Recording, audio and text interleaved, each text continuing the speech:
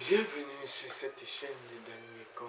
Qu'est-ce qui se passe donc avec Madame Chantal Biya, qui est donc l'épouse de Monsieur Biya?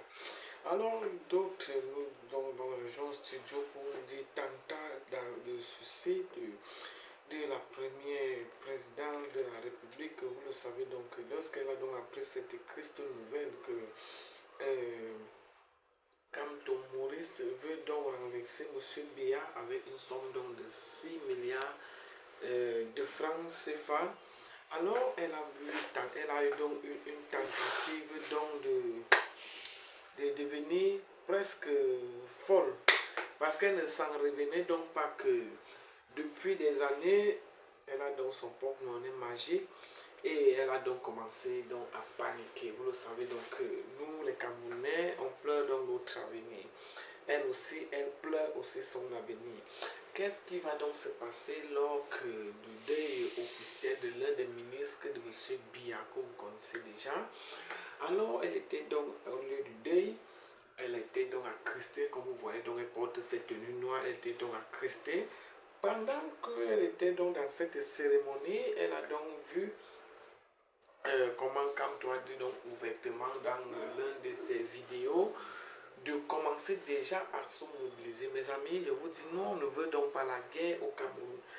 Nous, on veut donc voir nos enfants grandir. Donc, je prie donc à Kamto Maurice de se calmer et que les élections puissent donc se passer de façon transparente. Nous, on veut la paix.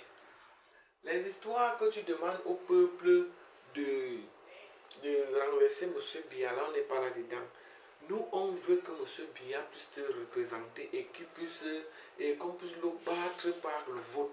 Et ce que nous, on veut. Nous, on ne veut pas les histoires que campagne de 6 milliards de francs, il y a des Camerounais qui n'ont pas faim. Il y a des Camerounais qui ont faim plutôt. Avec les 6 milliards, tu peux donner aux Camerounais les emplois. Il y a beaucoup de choses que tu peux faire avec les 6 milliards. Pourquoi toujours stresser l'opinion, mes amis? Pendant cette année électorale, je sais que ce n'est pas facile. Biya a commencé la pré-campagne.